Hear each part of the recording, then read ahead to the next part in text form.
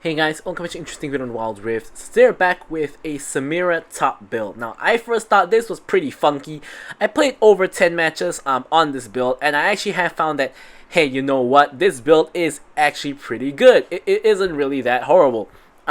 Yeah, I still wouldn't go for this build personally, but I can definitely see how it works. So we're gonna get straight into it. So first off, you want to start off generally with your Stormrazor. Now, the reason why I say this is because you don't want to start defensive boots as your first item because you're going to get no damage in the laning phase. So this build calls for either plated steel caps or merc treads, basically one of the defensive boots. So if you have like an enemy team that's very skewed in terms of one form of damage, full AB, full AD, full AP, or like 4 AD champions or 4 AP champions, I think it's pretty good to get this depending on the situation. But in some games where there's an even spread of AD and AP, I actually prefer to just get the Gluttonous Grease because there's no real point getting only one defense when you can't get the other, in my opinion. So that's kind of the way I like to do it.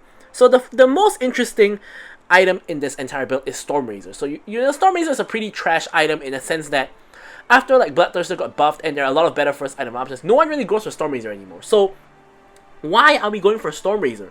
Well, I think that there's two reasons. Now, the first reason is Samira is, you know, a champion that's very focused on combos and trying to get your ulti and using your ult to damage. She still is with this build. But if you're ever forced into a situation where you can only auto attack, like you don't have your cooldowns and you can't get ult, Stormrazor actually makes you a little bit better because you can proc Stormrazor for that extra damage and that extra slow as well. So you do get a little bit of extra damage in that way. However, the main reason you want to go for Stormrazor is actually because at the start of your combo, to combo to S rank, you always need to auto twice at the minimum in your combo. So at the minimum for your combo, you have to auto at the start and auto at the end. So whether you auto at the start or the end, or rather you have to auto both at the start and the end, but whether Stormrazor procs at the start or procs at the end, you're going to proc Stormrazor. And more often than not, you are going to be able to actually combo onto a squishy champion, especially in lane. Now, sometimes in late game teamfights, you do have to combo onto a tank, but you normally combo onto a squishy champion. So proccing Stormrazor on the squishy champion helps you to burst them down faster, which is then going to help you, of course, kill them and reset your E as well. So that's the main reason for Stormrazor first item. Now, the rest of the build doesn't need too much of an explanation. I would just say the build order is a little bit weird because we go for Shield Bow next, obviously for the good stats, as well as mainly the shield, which is going to come in very handy when you're in your ulti. But then we go for Collector third item. Now, you guys know I don't really like Collector as an item in general, but as a third item, it's just really weird. Like, I think like Collector should be a first or second item because, like, you know, by the time you get to the third item, people already have quite a decent amount of armor just from their base stats. So getting 10 armor pen like as a third item just doesn't feel very good, especially when you delay IE to fourth item. Like IE, I think would be so much better as a third item instead of Collector, and then for your next item, you can go for like a Bloodthirster fourth item or something like that. I don't really think Collector makes too much sense as a third item, but hey, you know, this is what all the top builds went for.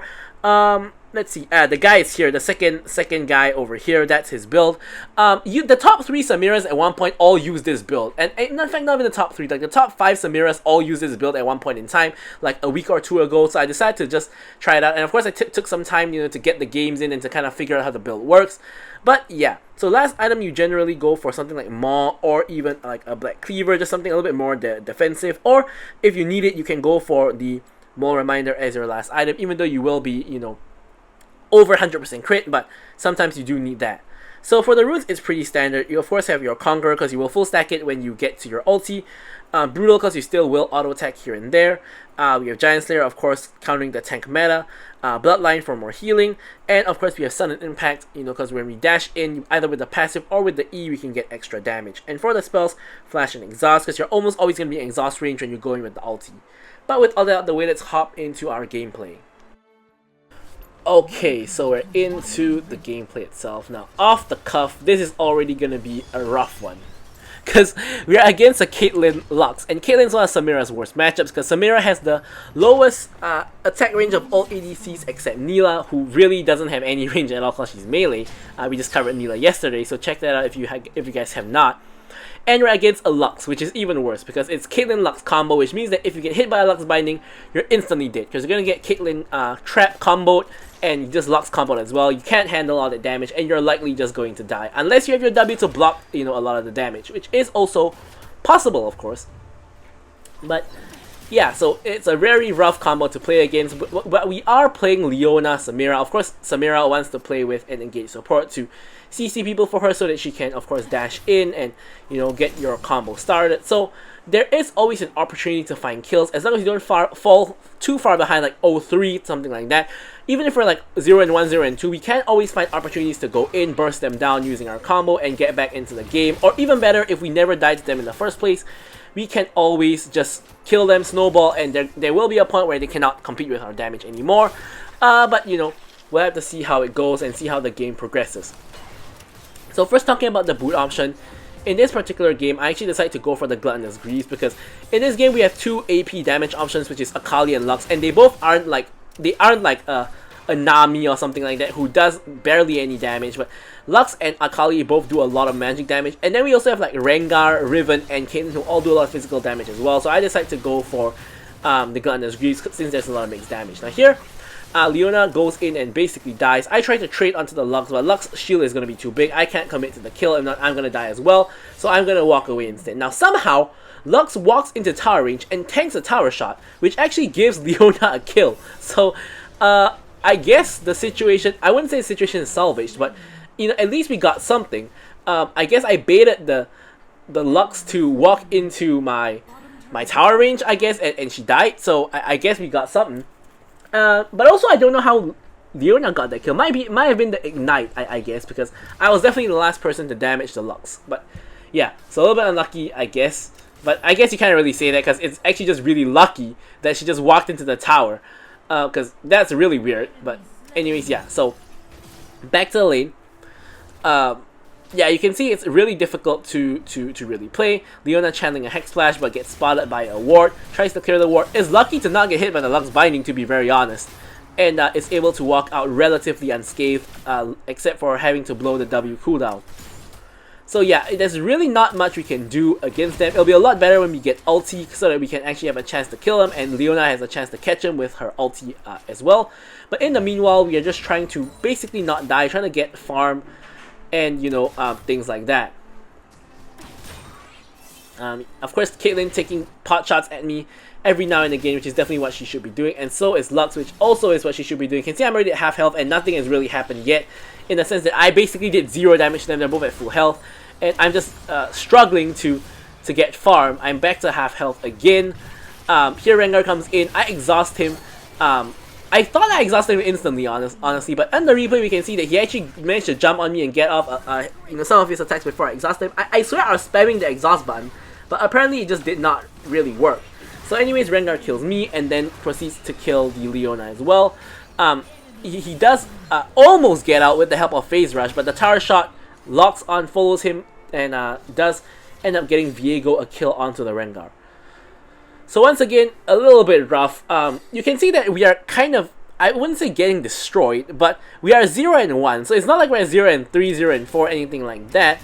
But it just feels like you're getting completely smacked in. And honestly, when you're playing a champion like Neela or Samira, this is very common because you have trash range and you don't really have a very good early game. So you are going to often feel like you're getting destroyed, but as long as your KDA is not too bad and your farm is not too bad, you should be able to get back into the game when it gets to a little bit later on. Like for Samira, it's in the team fights or if, you know, we have a good engage. And for Neela, it's when you hit like 2 or 3 items, things like that. So we just gotta sit tight a little bit, not try our best not to feed the Caitlyn and the Lux. Caitlyn already has more than the 1k gold lead on me, so that's no good. But here Caitlyn's getting caught. Really nice net by the Caitlyn. Causes Leona to mess up the combo because Leona is not able to actually hit. Here I actually block auto for Leona with the W, which actually helps Leona to escape. Now Caitlyn is now the one in trouble. Lux hits a very nice route to prevent me from finishing the kill onto Caitlyn. A little bit unfortunate there. For me, that Lux, you know, aimed the route really well, and I wasn't quite expecting her to root me over the wall. But yeah, so here, but the good news is that Leona actually escapes on literally 1 HP. I cannot believe that Caitlyn could not finish that kill. Yeah, so here Viego starts off the dragon by himself. Rengar is ulting me, unfortunately, so this time I do exhaust him instantly. I'm trying to combo him. I actually do combo him, but the Phase Rush lets him run away straight to the dragon pit, where the bot lane killed the Viego, and Rengar just simply comes over, smites the dragon, and secures it. Now, obviously, I couldn't really help there with the dragon because I was getting jumped on by Rengar. And Rengar procs the phase rush off of me and runs straight to the dragon. So, yeah. So here, Galio is going bot. So I was actually thinking of going mid, but I can see Galio is walking back to mid now. Rengar is cutting him off. But yeah, now I'm going back to bot myself to go back to my lane and try to, you know, get farm and you know, things. I mean, you can already see from the thumbnail that in this match, we actually pick up a pentakill. And you can see the first like 6 minutes of the game is basically all I've done is died one time. So not every Samira game is going to be that kind of dream game that you want to have where you're snowballing and you have like more than 1 kill a minute and you snowball out of control and just kill everyone instantly. Yes, those games do happen and they do happen from time to time. Probably more often than a lot of other champions considering how hard Samira can snowball. But of course not every game's like that. So here Samira is able to engage onto the Lux. Now I'm gonna go onto the Lux, finish her off first. Actually it is Leona I believe that gets the kill on her, but I get to stack my ulti. I finish off the Caitlyn and get her bounty as well, and I'm gonna flash straight on out of the tower to prevent myself from dying to tower. I walk into the wall a little bit there, but I'm able to get a deep ward into the enemy jungle to kind of see if anyone's walking by for a gank or anything else. And with that, we are, I wouldn't say back in the game, but because we're still 1k behind Caitlyn, but you know, we are definitely making progress in the correct direction. And yeah, as I said, you can see that the game is going pretty horribly for me now. I just picked up my Storm Razor, my first item. But as you know from the thumbnail, we do eventually get a pentakill. So how is that going to happen? Well, stay tuned to find out. Which, I mean, basically Samira is that kind of champion like Katarina that even if you're behind, like I had games that I was like, you know, super far behind on Samira, like, you know, think like, you know, 2 and 8 kind of situation, but I still end up carrying one team fight and just winning the game. Now here, Leona gets off a very good engage, but I get basically CC'd multiple times, first into the Caitlyn trap and then into the Lux binding, which basically I can't insert my Caitlyn here because Caitlyn basically just went in, tanked a whole bunch of damage, and I did, you know, squat. And turns out that was a lucky thing, because turns out that Rengar and Akali are both here. So if we had gone in, we would have probably both died, and whether we get the kill onto Lux and Caitlyn or not is a different story, but yeah, we definitely would have died. So now my team is fighting. I have no HP to fight at all. Like, Samira at 1 HP is basically useless because you can't go in with the ulti when you're like 1 HP. Or you can, but you're just going to die instantly. So no point sticking around. We're going to quickly back and regain our health. And then we're now just making our way back to the fight to see if the enemy team sticks around for anything else to happen. Doesn't really look like the case. Caitlyn is running away on 1 HP. Lux is also running away, not on 1 HP. Caitlyn, I think, picks up the fruit, so we're back to basically the laning phase where it's the bot lane 2v2. Caitlyn and Lux are pretty low though, so if we get an engage on them, they are probably dead. Like, Caitlyn's just literally like 1/4 HP. However, of course, they are under tower, so it's a little bit difficult to do that, and you can see that the wave clears really quickly, so our wave doesn't even crash. Definitely can't dive them, so instead we're going to have to just run away. Rengar is ulting me again, or rather not ulting me, but running that. Yeah, he's ulting me now. And here I got the exhaust in instantly again. He does root me, Viego comes in for the save. And yeah, so Rengar, the 3rd time he's jumped on top of me, but of course that's pretty common for the enemy assassin to go for the one-shot on the ADC. I mean, honestly, he doesn't have many good targets in this game, right? He's not going to want to jump in on Leona, Galio, or Volibear, so it's basically either me or Viego. And between the two of us, definitely I'm the easier target to kill, so it definitely does make sense why Rengar is just jumping on me non-stop. He doesn't really have a whole lot of other options in this team. So I guess you can say that's one of the cons of having a very tanky team. Normally ADCs love tanky teams, and I do too, because you get a solid front line, and in the Samira case is you get a lot of tanks to CC for you, so you can, you know, go in and engage and things like that. But I guess one of the drawbacks is that the enemy assassin is just going to target you. Like, Akali, if she's smart, should be targeting me as well. She shouldn't be she shouldn't be targeting like one of my tanks or anything like that. It wouldn't really make sense. So here, next dragon is spawning. We're trying to set up for a fight. My whole team is grouped up together. Enemy team is not, so they are a little bit split. Lux is getting caught here. We are able to basically one-shot her. Viego gets her and gets the reset. Rengar is getting chased away by the Volibear to behind enemy lines. Now Caitlyn, I'm not sure why she's going in 1v5, gets flashed on. But Akali is there to kind of save her. I'm focusing the dragon so we can try to secure that. We do, and the fight is continuing in the enemy jungle. Caitlyn does eventually die to Volibear, but Volibear does die to Akali, and now Rengar comes in from behind. 1v3. He's not gonna make it out of this one. I have the ulti, and I even flashed for a good measure, which I didn't actually need to do eventually. I thought he was about to escape my ulti range, so I just flashed to keep him in. But he died at the second that I flashed, so it turns out it wasn't needed. A little bit sad. Now, in the meantime, in this whole time, Riven has been split pushing. Now, Riven is 0 and 2, but you can see she has basically the same goal as a 4-2 and 4 Volibear. And that's basically just from getting towers and got counter jungling at the same time. You know, against us while we are on the other side of the map. So this Riven is basically going to be doing this the whole game, which is pretty irritating. Riven not really the best split pusher in the world, but pretty decent because she does have very strong 1v1. But basically, this is the classic split push problem where you're going to have to send somebody to stop her. And in this case, it should be Volibear, because Volibear is the best champion to match, you know, Riven, because he can duel her 1v1, or at least attempt to. So, I mean, it shouldn't be me, it shouldn't really be like Viego or you know, anybody else. It really should be Volibear. But Volibear is not really doing a very good job of it. He's not really trying to stop the Riven from pushing. So, the rest of us have to kind of cover up instead. So here you can see Riven is pushing in the other lane. I'm thinking of setting a trap for the Riven. Maybe we can, you know, like catch her on the side. My whole team is coming. And I actually make a mistake here, which is I actually go in on her before my team arrives, or before my Volibear arrives. If Volibear arrives like a second sooner, or rather if, to be more accurate, if I waited for a second longer before starting to attack her, Volibear could have run out and stunned her, and we probably have a higher chance, I mean, probably kill her, but we definitely have a higher chance of killing her than what I did there, which is basically I attacked her a few times, I have no CC, and she just runs away, because she has like 4 dashes in her base kit. So, a little bit of an oopsie from my end, and now we're having a problem, because now with the whole team committed to the split pusher, the other lanes are pushing, so you can see here, Lux and Caitlyn are pushing in top and threatening the inhib, and in the meantime in the mid lane, Rengar is pushing and trying to get mid lane tier 2. So I'm trying my best to defend the inhib here. I need help, and unfortunately I'm not going to get it, so I die.